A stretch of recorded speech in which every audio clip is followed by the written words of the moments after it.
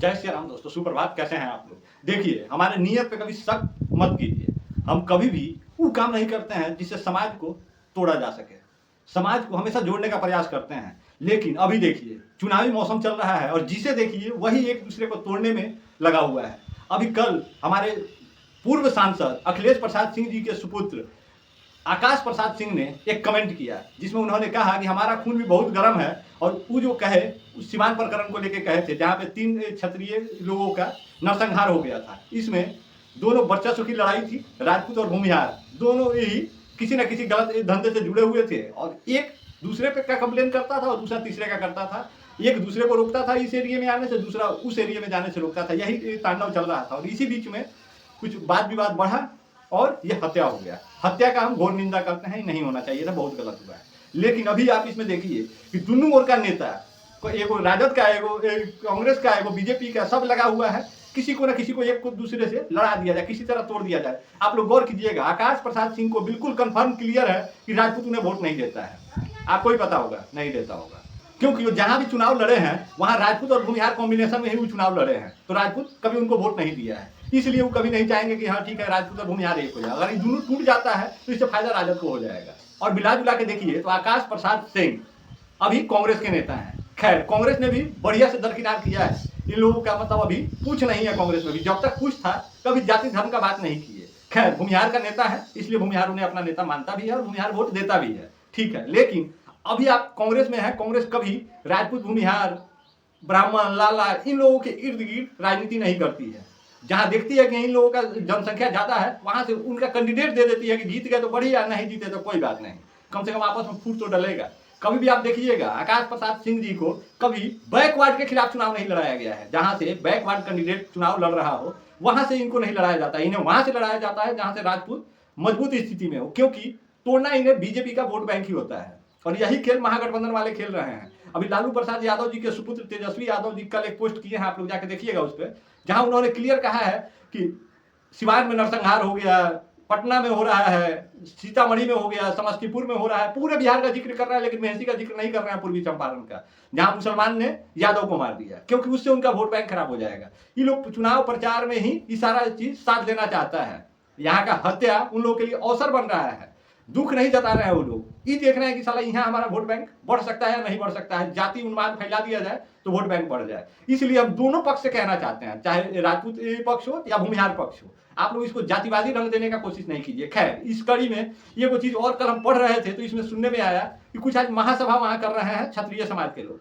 तो आप लोगों से कहना चाहते हैं कि इसको जातीय रंग मत दीजिए। आप लोग जो महासभा कर रहे हैं मदद के लिए कीजिए, उन लोगों को उचित न्याय दिलाने के लिए कीजिए, लेकिन इसको जाति में बांट के राजनीति चमकाने का कोशिश मत कीजिए। और ज्यादा इसमें एक्टिव जो हो रहे हैं ना, महागठबंधन के जो नेता लोग हैं वो ज्यादा एक्टिव हो रहे हैं। तो गौर कीजिए, अभी राजद खुला उनका नेता चाहे उनका कार्यकर्ता चिल्ला रहा है भूरा बाल साफ करो, और राजद के आधिकारिक पोस्ट से या कहीं से भी उसका खंडन नहीं किया जा रहा है कि जो ये बोला है बहुत गलत बोला है, उसको बैकेट से सपोर्ट दे दिया जा रहा है। रंजीत यादव विधायक हैं और उन्हीं का कोनो मुखिया प्रत्याशी है, मुखिया रहा है, जो आके स्टेज पे चिल्लाता है कि 19 का दशक वाला दौर हम वापस लाएंगे और भूरा बाल साफ करके दिखाएंगे, फिर से वही दौर लाएंगे। तो सोचिए, ये लोग उसी खेल में लगा हुआ है। और अभी सबसे मेन फोकस किया जा रहा है कि स्वर्णों का जो वोट बैंक है उसको तोड़ दिया जाए। वो राजद को, महागठबंधन को ये दिख रहा है कि 18% वाले तो हमारे साथ फैले हैं, 14% वाले हमारे साथ फैले हैं, और इसमें से कुछ अगर जोड़न के तौर पर भी आ जाए, जो ये 4 जाति है इसमें से कुछ आ जाए तो बस हमारे लिए तो सोने पे सुहागा हो जाएगा। और इसी खेल में ही सारा खेल किया जा रहा है। अभी पासवान को और भूमिहार को लड़ाया जा रहा था। क्यों लड़ाया जा रहा था?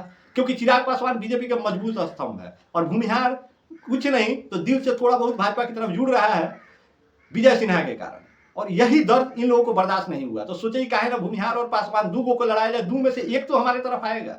तो आप लोग क्या चाहते हैं? इसी तरह राजनीतिक बलि चढ़ना चाहते हैं आप लोग, और इन नेताओं के बहकावे में आके उलूल जुलूल बात करके आपस में मनमुटाव पैदा करना चाहते हैं। क्या करना चाहते हैं? कितना तोड़ना चाहते हैं आप लोग? अभी सोचिए, पटना में एगो डॉक्टर का कल शाम को 5 बजे गोली मारकर हत्या कर दिया जाता है। पटना में स्थिति तनावपूर्ण बना हुआ है।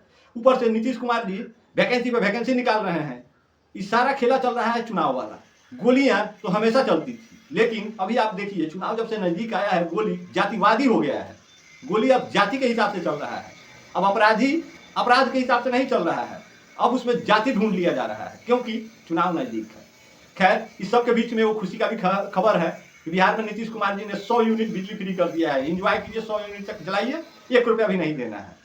400 वाला पेंशन 1100 हो ही गया है। बहाली बैक टू बैक निकल ही रहा है, कहीं पुलिस का तो कहीं हवलदार का, कहीं किसी का धनाधन वैकेंसी निकल रहा है। कहीं पे मेट्रो का तैयारी किया जा रहा है तो कहीं पे वंदे भारत चला दिया जा रहा है। इस सब काम अभी खूब जोर शोर में बिहार में हो रहा है, क्योंकि सब चुनाव है। चुनाव के बाद इतना दूर तक फेंकाएगा, आप लोगों को पता नहीं चलेगा कि वंदे भारत ट्रेन आया भी था या बस जय हिंद बोल के निकल गया सीधे, इनमें से आया उन्हें निकल गया, वही कहानी है।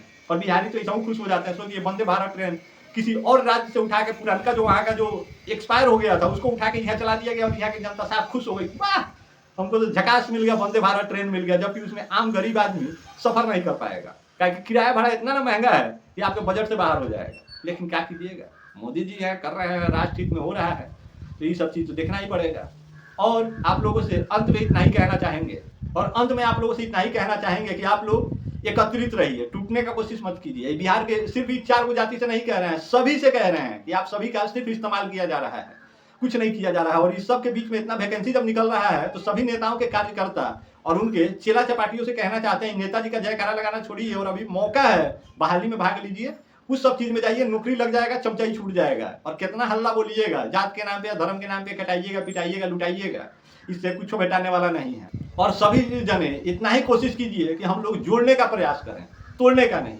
जोड़ेंगे तो मतलब हम भी मजबूत होंगे, सामने वाला भी मजबूत होगा। तोड़ते जाएंगे तो आप ही कमजोर होंगे, सामने वाला भी कमजोर होगा। सोचिए सिवान में जो नरसंहार किया उसमें से 3 लोग तो मर गए, लेकिन जिन लोगों ने मारा है अब क्या वो अमन चैन में है, उनका परिवार खुशहाल है? नहीं है। बाहुबल दिखाना अलग बात होता है, लेकिन बेवकूफी दिखाना गलत बात होता है मेरी जान। और इससे ज्यादा क्या कहेंगे, और क्या आप लोग सुनिएगा।